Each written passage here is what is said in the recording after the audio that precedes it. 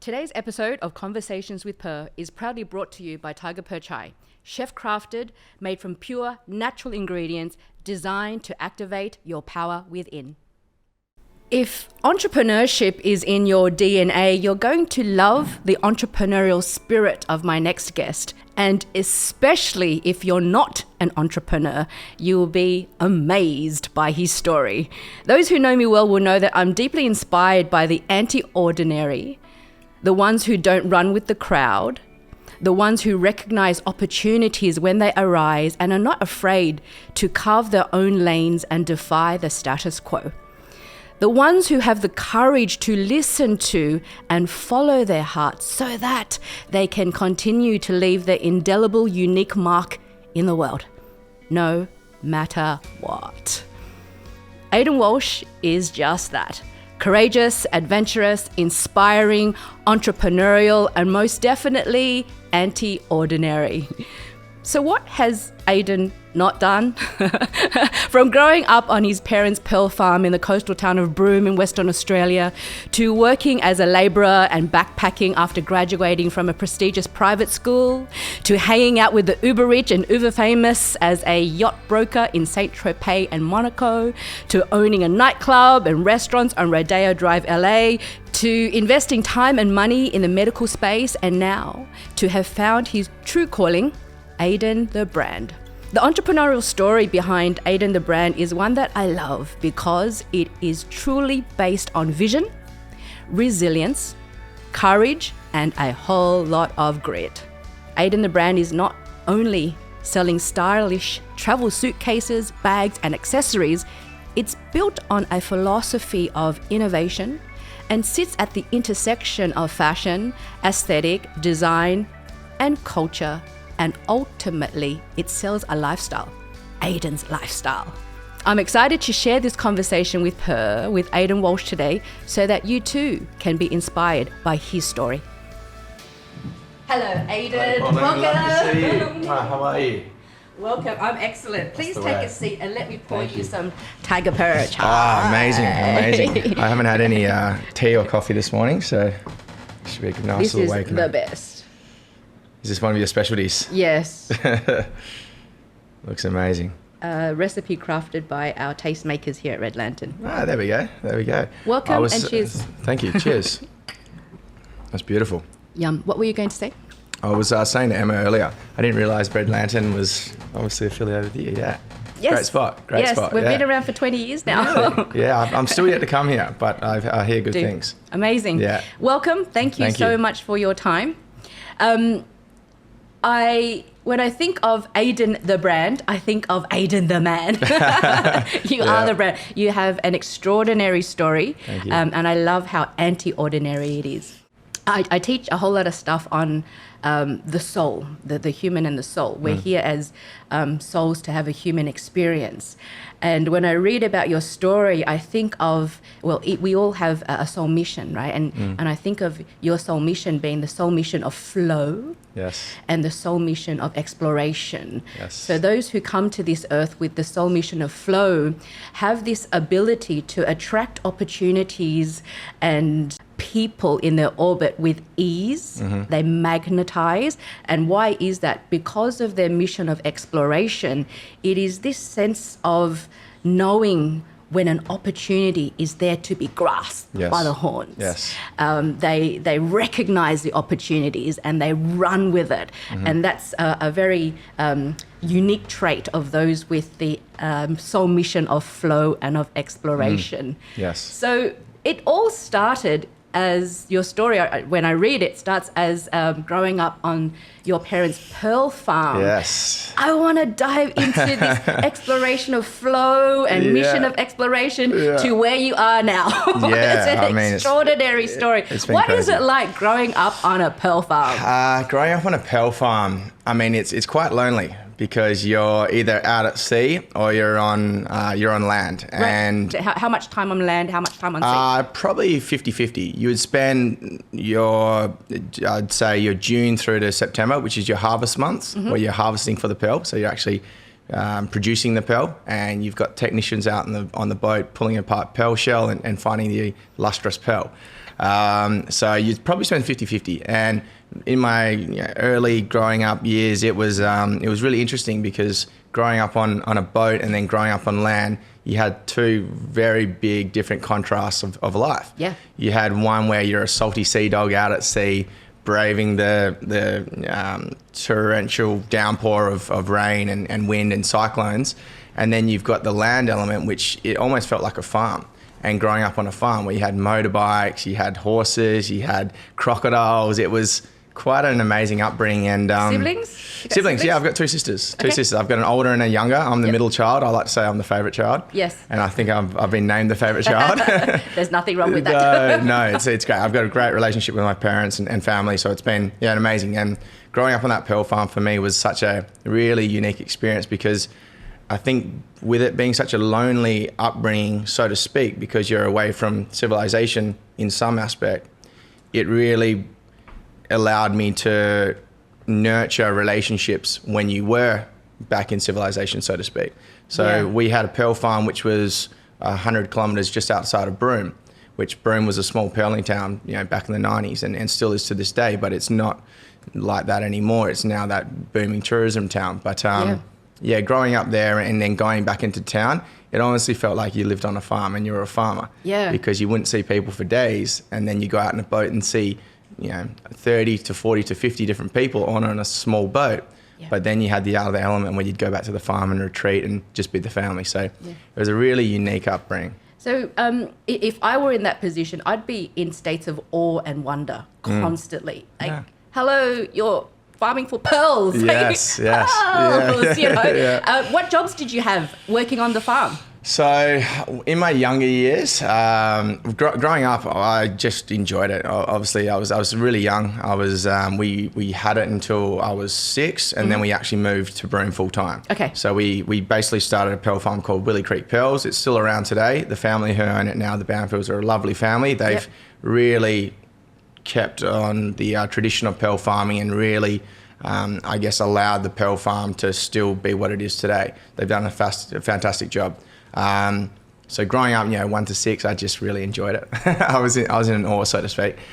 Fishing and nothing to do with physical work. It was just more, you're growing up, you're a young... Physical play. Yeah, you're a toddler, right? And so that was amazing. And then fast forward into when I was 19, I ended up going back there during my Labour days before I went backpacking, and ended up working on the pearl farm and was a skipper on the pearl farm. And I was driving boats and pulling long lines, and you're shucking for pearl shell and cleaning barnacles, and it was quite an itty gritty job, but it was amazing to do that side of it because you realise what the work needs to be done in order to find a lustrous pearl. So it's quite crazy to think what needs to be done to eventually get a small pearl. I think that's also a very attractive trait for males and females, to not be afraid to get their hands dirty. And learning a skill along the way, and to be using their hands and not being afraid to do the hard work, so to speak. Definitely. And so was the pearl farm, had that run in the family? Had that been part of like your parents' parents? No. Or so how did that come about? My dad, he moved to Broome, I'd say in the late 70s. So he was there was probably only 3 or 4 white pearl divers at the time, because it was all Japanese and Indonesian and Chinese. And he and another, his partner at the time, Larry House, they were, one of 5, and they were still pearl diving wearing the old, divers helmets, and it was brass and copper pearl diving helmets and the suits, and you'd basically hang from a long line, and you'd drift along along the ocean floor with a pearl lugger, which is like an old sailboat, so to speak, potting along slowly. And you'd basically drift dive. And so my father, he'd hang onto a long line 30 meters below water. Wow. And you'd be drifting along the seafloor trying to find pearl shell, and you pick it up, put it in your bag, and then you'd climb your way up a rope back to the top. So obviously extremely dangerous. I'm in awe and wonder listening to this now. Yeah, no, it's amazing. I mean, we've still, and my dad, we still have a lot of antique pearl shell and helmets and boots. Wow. And so really, honestly, the depiction of it, I'd say, would be an astronaut suit. Yeah. But it's underwater. What does it look like now? Now it's very antique light now. But now with pearl diving, it's completely changed. You've got scuba diving equipment, you've got tanks, you've got hooker systems. It's all very much modern day. Where he was the one of 5 who was who basically used the olden day helmets and the suits, and he had that for about 3 years before. I think early 80s is when they changed it. And divers were, wearing scuba gear and tanks and hooker systems. So the danger obviously decreased significantly because you're now having a breathing apparatus, where before you've just strapped to a helmet, so to speak, with your own oxygen and flow, and you're hanging from a long line, which if you let go, you can't come back up to the surface because it's too heavy. So unfortunately, when you speak to my dad about it, he's got tales of losing friends and drifting along the seafloor, and next minute they're gone because they've let go of the rope, and you just never see them again. So the dangers of pearl farming and pearling back then were just astronomical. But my dad, he actually grew up in Victoria, in Melbourne. So when he was 18, he decided to leave and actually found his way to Broome, and became a pearl diver. And I think during that time, he and his partner Larry, they were 2 pearl divers, both I guess adventurous, courageous, and my dad's a very eccentric person, but a very much of a motivated go-getter and entrepreneurial spirit. So he went out and started his own pearl farm with his business partner at the time, Larry.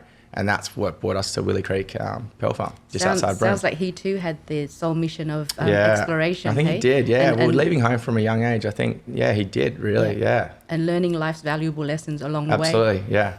Broome, Western Australia, there's a big Indigenous culture there. There is, Did you connected a lot with the Indigenous? Yeah, we did. And I've got such admiration for the Indigenous culture. It's been embedded in our family for a long time. And I think even myself growing up in Broome, you probably at that time in the early 90s, early thousands, there was probably 5 to 10,000 people living there full time, and predominantly a lot of it was Indigenous.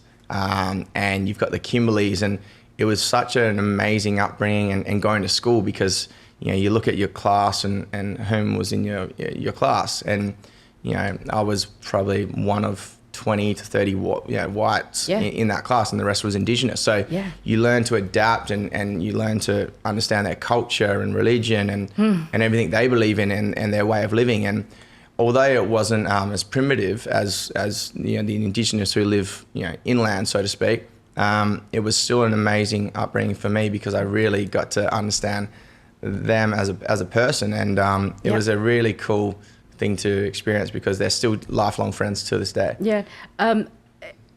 As a white guy growing up on a pearl farm, what are some of the values and some of the, because that's a very formative, impressionable age as well. What are some of the values that the Indigenous culture passed on to you that you still hold today? I would definitely say ways of living, for sure. I think a lot of my friends, we would go fishing and diving, and we'd live off the land and the sea. That was a huge upbringing experience for me. Every day we'd be out on the boat, or we would be spearing, or we would be mud crabbing, or we'd be trying to freedom. It was really like that. And I think the way of living was just so amazing, because it just goes to show you don't need materialistic things to be happy. And it was one thing I really enjoyed was growing up in that sort of environment. I'd probably say living off the land and sea was a huge thing I experienced to this day, that I still hold closely and fondly, because that was something I really hold closely. I have to be near the sea. Me too. Barefoot and semi-naked most of the time. I'm the same. I'm a sun boy. I mean, I love the snow.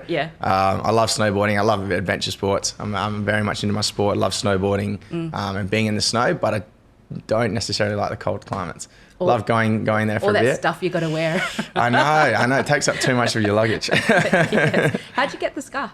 So I actually, I was in LA, and I attempted. For the listeners, there's a scar on your chin that I'm looking at. There's a scar on my chin. So I actually did a backflip, or attempted to do a backflip off a table, as I was trying to impress some girls. And were you intoxicated? I was intoxicated, yes. And I was trying to impress some girls, and yeah, unfortunately didn't rotate the full way around. It wasn't and woke up in impressive. hospital. Yeah, woke up in hospital. Oh, man. Yeah, completely knocked myself out. Yeah. Oh, what? Yeah, in LA. No, a good story to tell. Yeah, exactly. I have a scar on my right cheek. It's my brother. When he was young, he made a spinning top from a rusty nail. Oh, yeah? And we were in a fight, and Yeah. he decided to put an exclamation mark on Oh, my no way. Really? Pauline. Yeah. Oh, my God. Hey, How was so that? the word freedom comes to mind when you're telling me about your childhood and having that lifestyle. How important is freedom to your entrepreneurial journey? I think it's everything. I think when I started Aidan the brand, it was all based on freedom. And I think leading up to that and even being a yacht broker and Yeah. How did you go from Perth to being a yacht broker? So I actually pestered a guy for about 6 months, and and I had never met him. He was an Australian guy, similar upbringing to me. He came from Meekatharra. For those who don't know, it's a country town north of Perth, in Western Australia. Similar thing.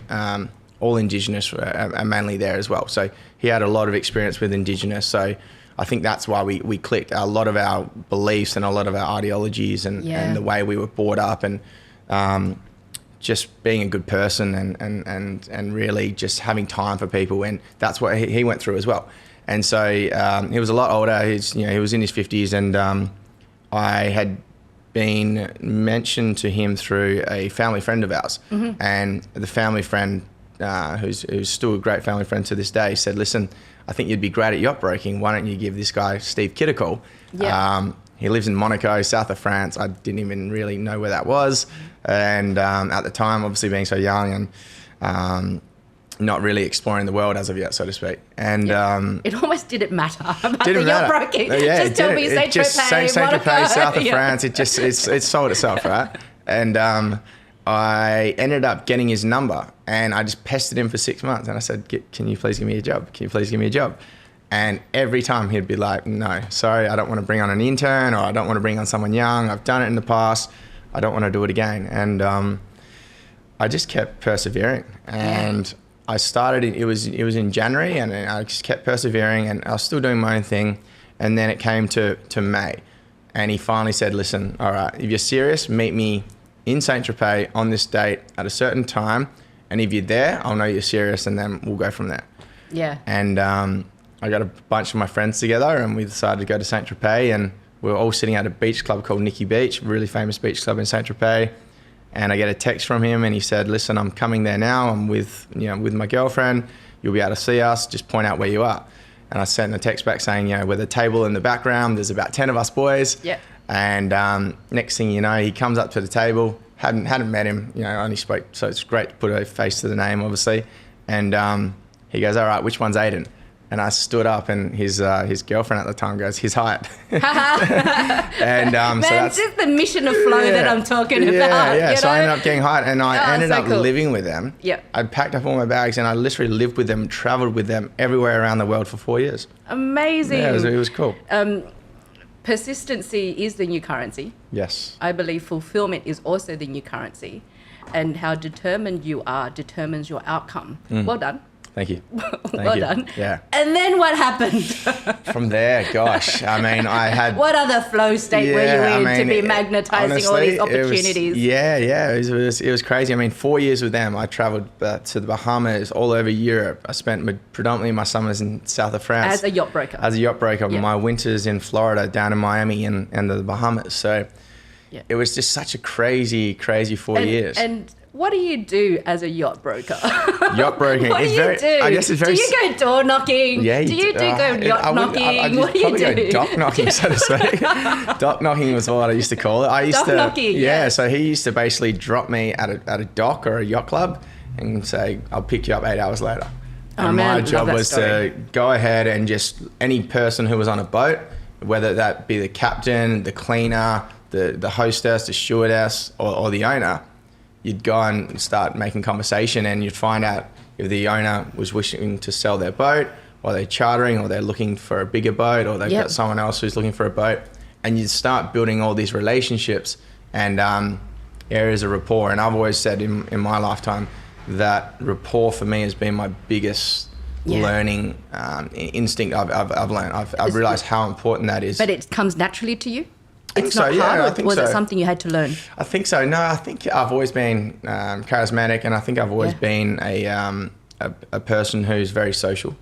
Yeah. And that's just not on a social scene. It's very just social in my own life. But you as well. also, when I read your face, it's all very relatable. It's very likable. You're good looking. You've got a very relaxing energy, a very calm and safe energy.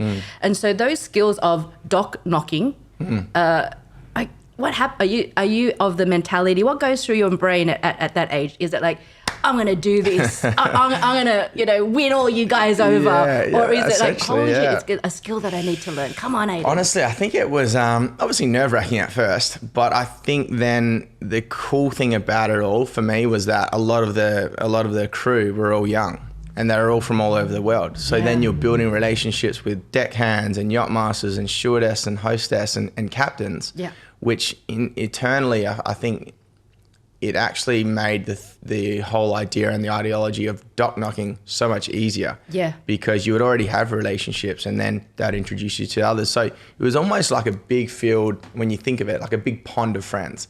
So you'd go to a boat and you'd walk past a boat and you'd see one of your mates because you've met them already. And I think, again, it comes back down to likability. And if you're a likable person and you've created a great level of rapport with that person, they want to help you out. So then the next step for them would be, obviously, they'd go to the owner and say, listen, there's this young buck on the dock who wants to sell you a boat, or he wants to charter your yacht, or he wants to list your yacht, or whatever it may be. And that's how it all started. And then the other side was going to a beach club or a restaurant and doing the same thing, just going around the tables. And again, I think if you like to have fun, and I think anyone who's in that setting in Saint-Tropez is there for a reason. They want to escape, they want to have fun, they want to enjoy it. And same thing, if you're relaxed and you want to have fun and enjoy it, I think the level of business just comes naturally, because you're not necessarily there to sell or charter. I think it's more so to build relationships. And we use those summers to build relationships. And then once the summer was over, you'd probably most likely get a call saying, listen, I had a great summer with you. Let's list my boat for sale, or let's charter my boat out, or let's find a bigger boat for me. And that's how it all happened. Like the business element of doing business during those summer months wasn't necessarily transactional. It was more post summer. Yes. There's the, we can't forget the business element as well. But one thing I always like to say to my students is, to ask the question, who do I need in my orbit to help me to get to where I want to go faster? But then you have to become attractive in order to attract those people, and being attractive in the thoughts you think, the words you speak, how you hold yourself, the frequency that you emit, all those things.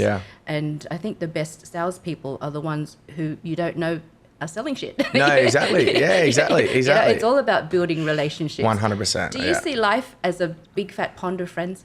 I do, yeah. I've got friends all over the world, which is it's a blessing. I'm so grateful for, I guess, my journey so far and just my relationships in my life, because I think as you get older, you just realize how important relationships are. Yes. And at a young age, people come and go, and that's just life. But the ones who stay, and some of my closest friends to this day are still the friends I went to high school with. And you've got a 15, 20-year relationship with them now, and it's amazing because you don't actually have to speak to them daily or yearly. When you see them maybe 2-3 years later, it's like you've never left, and you pick up that conversation. So I think relationships for me have always been the most important thing, and I understand it so much more now by doing this and going out and living in places like that, because you realize all over the world you've got friends, which is quite nice. Always a place to stay. I think also when it comes to business, especially meeting people globally, I think as a universal rule, good people recognize good people.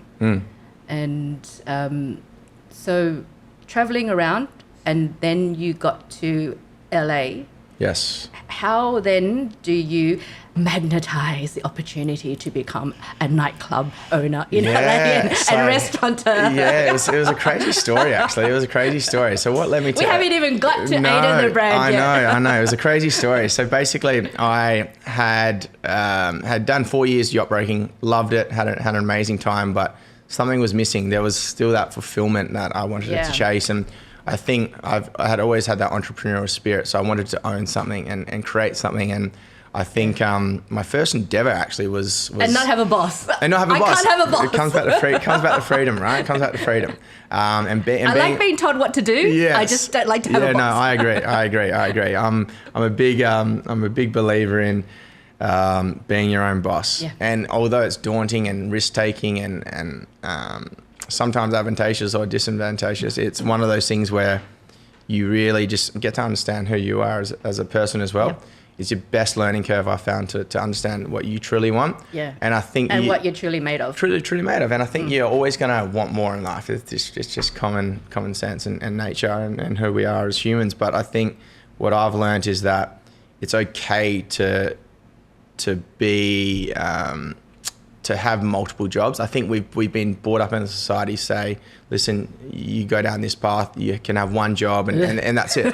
Where for me, I was, I wanted to be adventurous, and I've had multiple jobs. Yes. And I can work on multiple things at the same time. And I think that's what comes back down to entrepreneurial spirit as well, and having that freedom, because I think if you go against what society says and go out and have multiple jobs and at multiple times and do multiple things, you truly find what you want to do. Yeah. And it's a lot more fun. It's a lot more fun. Yeah, you have more stories to tell. It really is. And I'm a storyteller. I love this sort of stuff. Yes. It's amazing. So tell us about the Rodeo Drive. Yeah, Rodeo Drive. So bizarre. So we were at a nightclub and there was a bill discrepancy.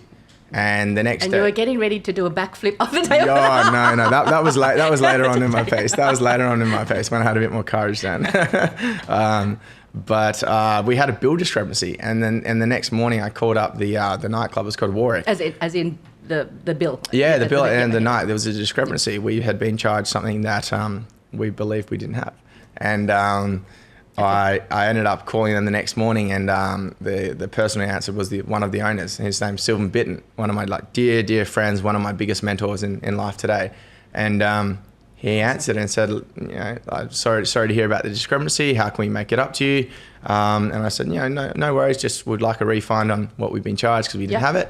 And he said, listen, we can absolutely do that. And next week when we're open, come through, sit with us for the opening of the night, and before everyone comes through, we'd love to get to know you guys. And that was basically it. The next bottle was on us, so to speak. Okay. So we ended up going there, and there was Sylvan Bitten, JT Toriagni, and Dave Jarrett, and they're the owners of a nightclub in LA called Warwick. And it's a really successful nightclub, been around now for 6 years, and it's extremely, extremely successful. Yep. And I ended up sitting there with them, and we just had such a great time.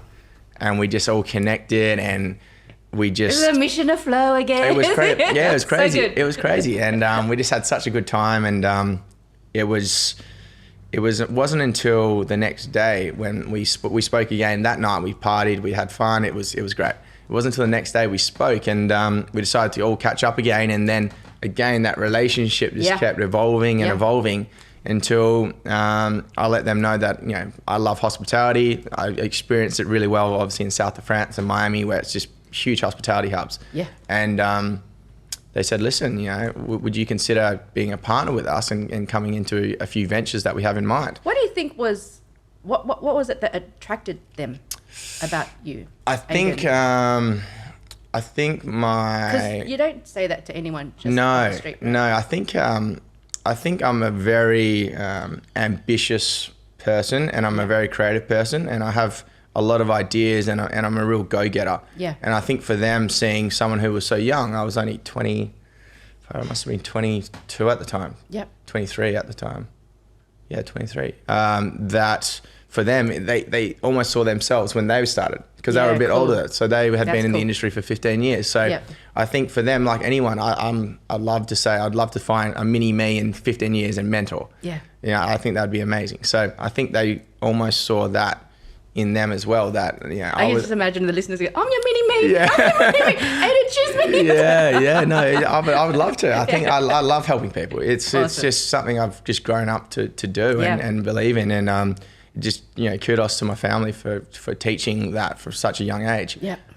But I think they just saw the the mini me in them, and that I had been around the world and had these relationships as well, and so from a young age had already grown that real sense of independency and relationship nurtured and rapport and built all of these really amazing attributes from a young age. Yeah, and I love think that helped. about your story, that you create your life principles around your life priorities and not the other way around. And it's that the life we live are the lessons that we teach. And so you've created this life where your businesses are now created around your life. It is, yeah. And now you have this awesome brand, which I think is so hot, by the way. Thank you. Aidan the brand. Aidan the brand. Yeah. How it was unintentional to be named. Come about? I know. It was unintentional to call it Aidan at first. Yeah. But again, I think it just came back down to who I am. Yes. And for the listeners, tell us about it. Yeah, so Aidan the brand, it's a suitcase, luggage and accessories brand. Yep. It encompasses the design nuances of New York with an Australian sense of adventure. Awesome. We basically sell a lifestyle. And I think the lifestyle element for me was probably the main thing I wanted to focus on.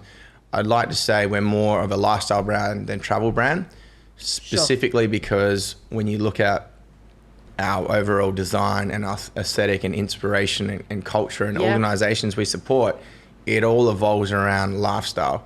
And for me, when I started it, I wanted to resemble my lifestyle. Yep. And I wanted to put that onto paper, and then I wanted to put that onto a manufacturing site. I mean, the entrepreneurial journey is about solving a problem, finding a solution to the problem. What was the problem? What was the problem that you wanted to solve with Aidan the brand? Yeah, I think reinventing the luggage space and travel space. I think in the past it's always been either very corporate or very chic. Yeah. And there wasn't something in the middle where you could find something that was durable, aesthetically pleasing. It intersected fashion design and culture. Yep. And ultimately sold that lifestyle, as you mentioned. Aidan the brand, Aidan the man. Yes, exactly right. It was something that I could take anywhere, be in any room. It wasn't something where I'd feel, you feel confident when using it. You feel sexy. I like to say it's a flirty piece of luggage. Yeah. Because it really is I think personally, it's a sexy piece of luggage. Yeah. And I think that was missing in the travel space. Yep. I think there was a lot of corporate side of things. There was a lot of chic side of things, but there was no one really pushing that boundary in regards to, I guess, fashion and design. Yeah. Unless it was a really high-end brand, which you're having to spend thousands of dollars to attain. Yes. Where in that middle to high-end class, there wasn't really anyone doing it at an affordable price, from my understanding. Yes. So when I decided to go out and do it, that was my sole focus, was to bring an affordable piece of luggage, but make it sexy and pleasing to the consumer. I think it's tremendous value, considering how much, I do a lot of traveling as well, and I buy durable, lightweight, functional, but it's not sexy. Yeah. Yeah. and it's like cheaper almost or looks the like a same price. lunchbox. Yeah. So what are there's nuts and bolts behind this. There's nuts and bolts. How do you create your own? Yeah, it was crazy. What do you do? I have an idea. Yeah. How the hell am I going to make this happen? Who do I need in my orbit to help me to get to where I want to go faster? It was a light bulb moment. Light bulb moment. I just finished a season in New York where we opened a really cool membership club and nightclub, not nightclub, but it was a lounge, so to speak, in New York City. And I did that What's that called? So that was called the Century NYC. Okay. And I did that with a really good school friend of mine called Barry Dry. I'm actually going to his wedding in Cape Town in March as well, which will be exciting. So really happy for he and his fiancée Lauren. But I really, after that moment of living in New York, and again, so much inspiration from living in New York. Yeah. And again, like Barry was like a mentor to me as well. So having someone like him and seeing him go out and do his own thing, and he's created so many really amazing restaurants and cafes in his own brand, that was another inspiration for me to go out and create my own thing. Yeah. So I was in New York and I was around design and art and architecture and culture and religion and, you name it. New York is that. Yeah, you're inspired, right? And you're seeing helicopters fly over your head, landing on buildings that belong to, these wealthy businessmen. And it was surreal. And it almost felt like when I was living in the south of France and Miami, you're seeing this consistently, and you realize that okay, if someone can attain this, I can attain this. Yeah, that's cool. And I was like, it was almost like the light bulb moment. I'd always wanted to go into fashion, and I had always been creative on that mindset, but I just didn't want to go into a saturated market. Yeah. And I wanted to do something where I could travel the world whilst doing it. Yeah. And I was sitting in Soho House one day, and I kept seeing all these cool, funky people coming in, and that's what Soho House was originally built on. It was for the creatives. Yeah. And so I got my membership there, and I was sitting there watching all these cool, funky people come in with their own style and fashion and you know, luggage. And I was like, how can I attack this demographic, so to speak, or this era of, you know, the creativity and the eccentrics and the go-getters and people who I would say who are tastemakers. Yes. I like to say our luggage is for the tastemaker. Awesome. Someone who intersects all these different ideologies and has good taste. And has good taste, essentially. Yeah, exactly. And I then was on a plane back to Australia, and I was sitting there, and you know, it's a long 14-hour flight, and I kept seeing the same luggage being wheeled past me. Yes. And I was like, you know what? Like, we've got to change this. I mean, there's some beautiful brands out there, not taking away from anyone, beautiful brands out there. But for myself personally, I just couldn't find a brand that I would want to use or travel with consistently to all areas of life, whether that's to a meeting, whether that's on a holiday, to a festival, camping, hiking, whatever that may be.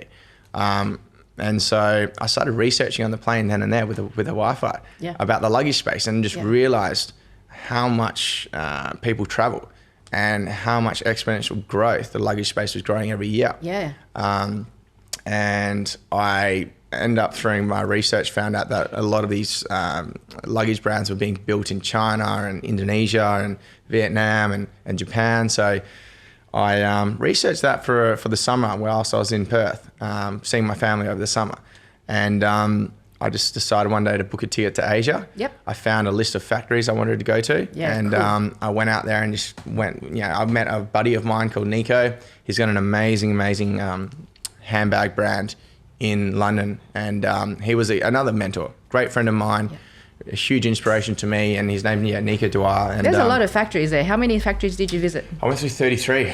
Okay. 33 sampling factories. Yeah, right. I probably saw 70 odd, but I sampled with 33 different factories, and that was a mix between Indonesia, Taiwan, Japan, and China.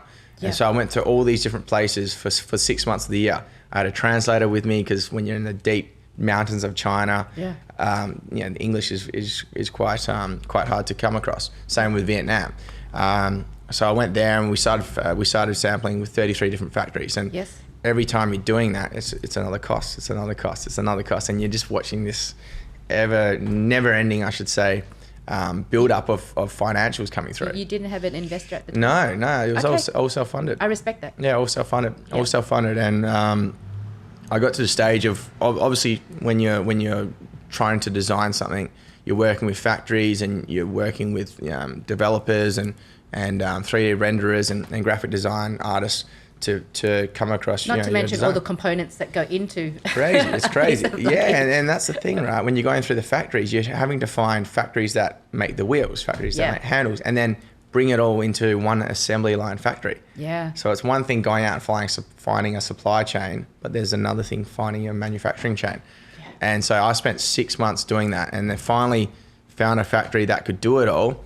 And although I wasn't happy with the sample, I just knew that this factory was built for greatness. If I could educate on my design capabilities, I know on the manufacturing side that they could do it. Awesome. And so I just started working on the design, and I did all the design myself, and ended up going back to New York, went and filed patents and trademarks for my design, so it's all patent approved. Man, all this that's not an easy feat. No. Trademarking, patent. No, it's a long process. 18 month process. And an expensive one. Expensive. But I thought, you know what, if I've gone out and spent all this money so far, I may as well keep spending to protect my design. Yeah. Because at the end of the day, you can get huge inspiration from other brands and other walks of life. But I think that design and what you stand by and what you want to be recognized as your identifier, I think you have to protect. Yeah. And that's one thing I learned in business, is just the protection, because having IP is a very valuable piece of thing to have. I think a great differentiator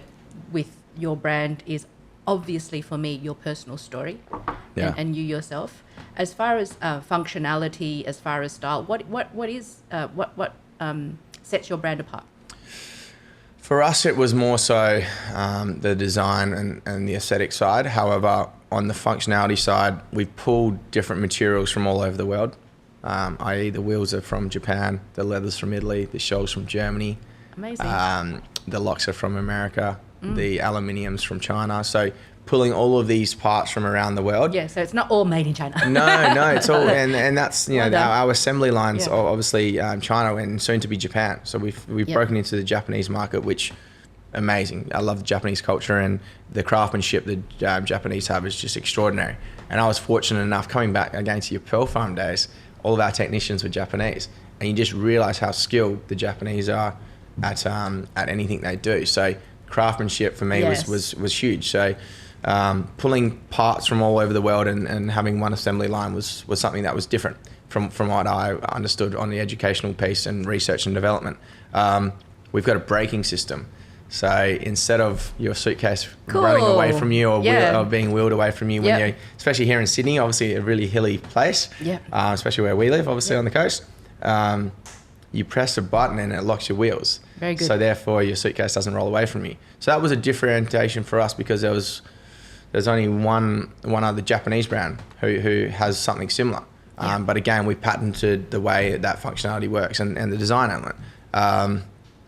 Also for us, the biggest thing was the interior compression system. So finding an interior functionality and design that compresses down your clothes, because we all know, everyone likes to pack more. I need that. More on a voluminous side. Yeah, so it pushes that down. Awesome. And then just the overall design, I think for us was the biggest thing. But again, comes back down to lifestyle. I think the differentiation for us was selling a lifestyle and having a case that can go anywhere. Yeah, And that's cool. when we're doing the testing days, we'd put it in the water and just let it float out to sea. To test watertight compartment, and then would put it in the snow and bury it to test how it goes in colder temperatures, and throwing it off buildings and car parks with no one around, obviously, but to test the durability of it and really testing the durability and the quality control through just everyday use and real life use rather than putting it in a simulator. Amazing. Yeah.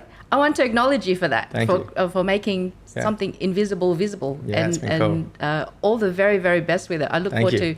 to following this journey because Yeah. you've only just got started, I right? just got started. We launched in 2022, and we just had such an amazing year.